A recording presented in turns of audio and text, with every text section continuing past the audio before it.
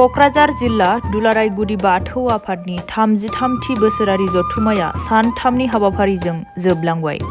थांनाय 25 खालारनिफ्राय 27 खालारसिम क'क्राझार जिल्ला सिंनि कारिगावनि दुलाराय गुदि बाथौ खेराइ बिजिरसंसालियाव जानाय क'क्राझार जिल्ला दुलाराय गुदि बाथौ आफादनि खुंगा 33थि आरो कारिगाव दखरा दुलाराय गुदि बाथौ आफादनि खुंगा 38थि बोसोरारि जथुम्मानि जोबथा साननि गेवलां मेलखौ चिरां जिल्ला दुलाराय गुदि बाथौ आफादनि बुंथिगिरि थानेश्वर ब्रह्म दैमारिया बेखेवनानै होयो। आरो बे हाबाफारियाव गाहाय आलासि महरै मिरु दुलाराय गुदि बाथौ आफादनि आफादगिरि देदला मांग्रा गयारी, थांखि जानाय बुंथिगिरि आलासि महरै डक्टर बारदैसिला नार्जारी आरो डक्टर बारहुंखा मुसाहारि मोना बाहागो लायो। मख'जाथाव बाथ्रादि बे गेवलां मेलाव जर'खा आलासि महरै चिरां जिल्लानि फार्स्ट क्लास थिकादार राजु चन्द्र बसुमतारिया बाहागो लानानै कारिगावनि बाथौ खेराइ बिजिरसंसालिनि गेट लुनो थाखाय 4 लाख रांनि राङारि अनसुंथाइ होनायजों लोगोसे ओरैबायदि बुङो। जों बेनो आरो बर' मानसि हिसाबै जोंनि बाथौखौ थांनानै लाखिनो थाखाय जों बयबो कन्ट्रिबिउसन खालामलायोबा मोजां, जाहाथे इयुनाव जोंनि बर' हारिनि कालसारा थांनानै थायो। बयबो डनेट खालामलायोबा मोजां, जुदा हारिफ्राबो जेरै डनेट खालामलायो जोंबो जुदि बयबो बर' मानसिया जुदि डनेट खालामलायोबा जोंनि बाथौ धर्मआ थांनानै थागोन आरो। दा बेखौनो रिकुवेस्ट खालायो बयबो थाइसे थाइनैबाबो बाथौनि नामाव गावनि धर्मखौ लाखिनायनि थाखाय डनेट खालामलायोबा मोजां जायो आरो। गुबुन फारसेथिं बे हाबाफारियावनो बाहागो लानाय गाहाय आलासि देदला मांग्रा गयारिया दुलाराय गुदि बाथौ आफादनि सोमोन्दै ओरैबायदि बुङो।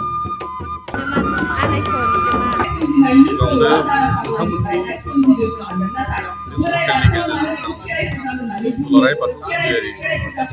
रायजो राजाफोरनिसिम साबायखर बावहरबाय। नैथियाव क'क्राझार जिल्ला बाथौ दुलाराय गुदि बाथौ आफाद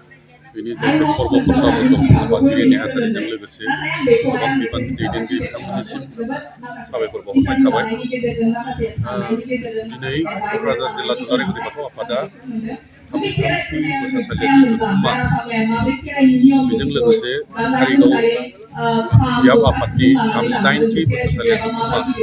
जथायै लाइमोन आफाद, अजा आफाद आरो माइनाव आफाद जि जथुम्मा खुंदों, गोलाव सम सानथामनि हाबाफारिजों बिथांमोनहा खुंफुंदों आरो बेनो जोबथा हाबाफारि हिसाबै दिनैनि जि गेवलां मेल, बे गेवलां मेला जागासिनो दङ।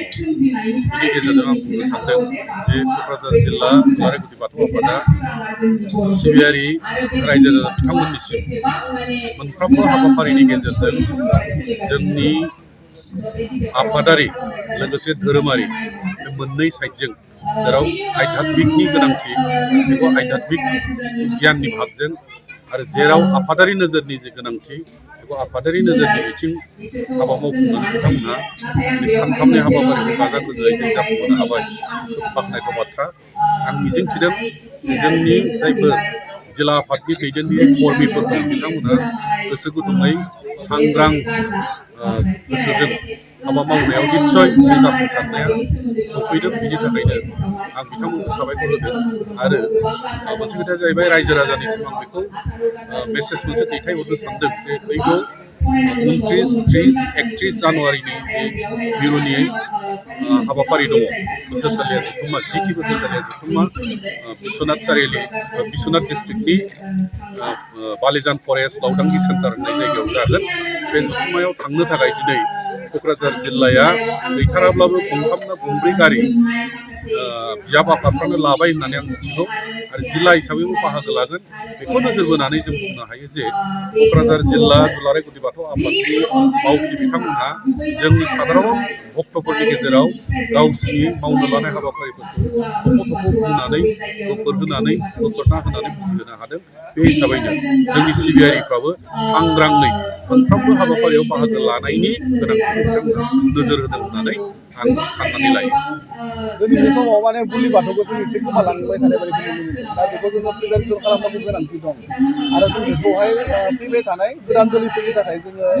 मा बिथिंजों बा मा राहायै बे बुस्थुखौहाय जोङो प्रिजार्भ खालामना लाबोनो हानो, माने माबायदि खामानि मावलांनो आखायाव लादों। खोब गोनां मोनसे सोंथि,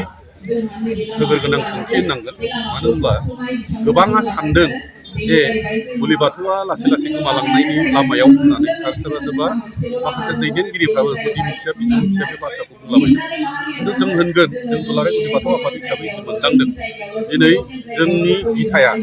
सेबाखै अरसिनदोंसो आरो जायफ्रा गिबियाव बाथौ सिबिनाय बे जोंनि बुलि खान्थिजों बाथौ सिबिनायखौ बाजानानै माबा मोनसे खारनाव गुबुन धोरोम लादोंमोन बास्लायदोंमोन जेरै ब्रह्म धर्म जयगुरु बिबार बाथौ बिथांमोना दिनै मोनफ्रोमबो जिल्लानि रिपर्ट बायदियै जों मोनदाङो मोनसे जिल्लायाव बोसोराव गैयाब्लाबो 10-15 न'खर मोनसे जिल्लानिफ्राय बे फैगासिनो दं दा दिनै जोंहा दुलाराय गुदि दुलाराय गुदि बाथौ आफाद हिसाबै गासै जोङो खालि जोंनि नैबे चिरां क'क्राझारनि खोथाल' नङा गसाइगावल' नङा बिजनिल' नङा बा उदालगुरि बाक्साल' नङा माबाल' नङा कार्बि आंलंल' नङा जों वेस्ट बेंगलाव मोनथाम जिल्ला आफाद दङ जोंहा सिलिगुरि जिल्ला आफाद आरो आलिपुरदुवार जिल्ला आफाद आरो दार्जिलिं जिल्ला आफाद नेपालावबो जोंहा जिल्ला आफाद दं मोनसे जापा डिस्ट्रिक्ट बेवहाय जों दानो हाबाय बिथांमोनाबो बाहागो लादों थांनाय बारावबो देग्लायबो नै दिनै फैबाय बेखौ रिसिभ खालामनो थाखाय जोंनिफ्रायबो मानसि थांबाय आरो जों दानो हायै दङ धुबुरि डिस्ट्रिक्ट दासिम दाथ'नो हायाखै लासै लासै दागोन होननानै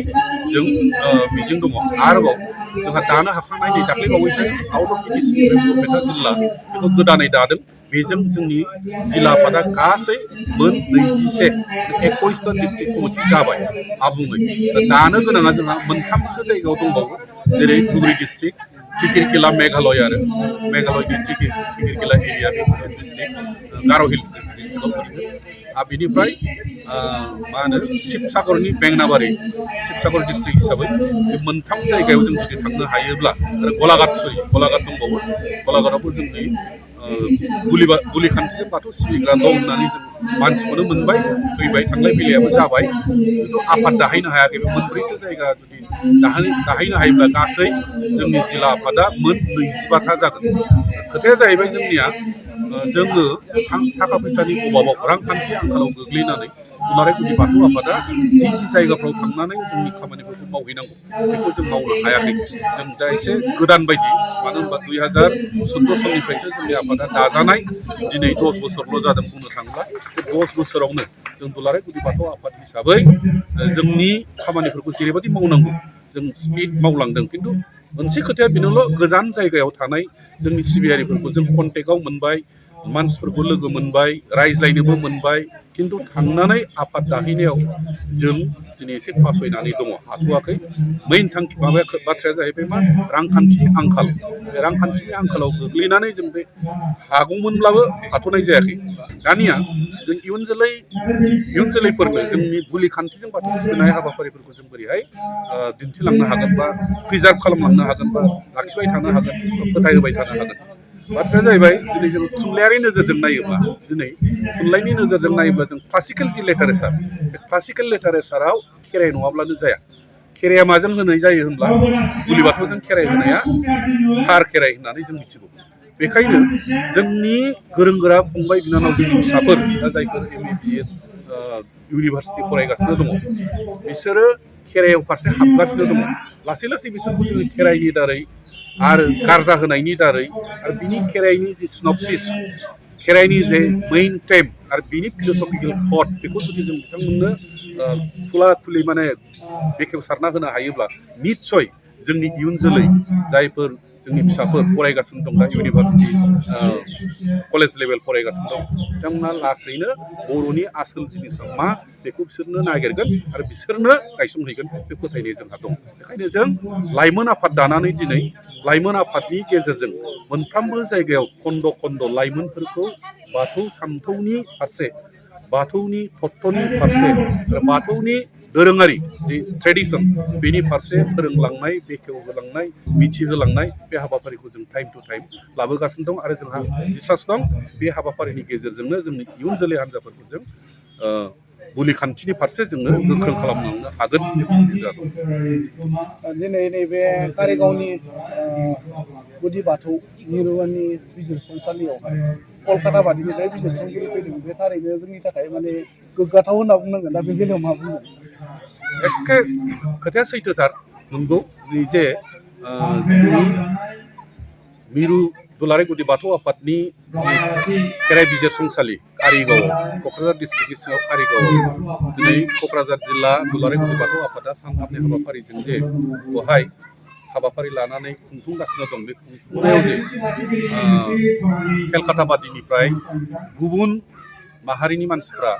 बेखौ नायबिजिरनो संदाननो थाखाय बिथांमोना जे फैदों बे खोब बाख्नायथाव आरो जोंनि मोनसे मा होनो आगानसे दावखोनायनि मोनसे सिम्बल होननानै जों बुंनो हायो मानो होनबा बिथांमोनहा गावसिनि भाषाजों गावसिनि रावजों जोंनि धोरोमनि फारसे गावसोर जेसेबां जि नुलांदों जि मोनदांदों बे मोनदांनायखौ बिथांमोना निस्सय प्रसार खालामगोन लिरहैगोन आरो बे जिनिसा थुनलाइ महराव थाहैगोन आरो गुबुन जाथिनि मानसिफ्राबो बिसोरनि थुनलाइफोरखौ फरायनानै बाथौ धोरोमनि सोमोन्दै मिथिगोन बाथौ धोरोमनि सोमोन्दै संदाननो हागोन आरो बाथौ धोरोमखौ बिजिरनो हागोन बे खोब बाख्नायथाव गोजोनथाव बाथ्रा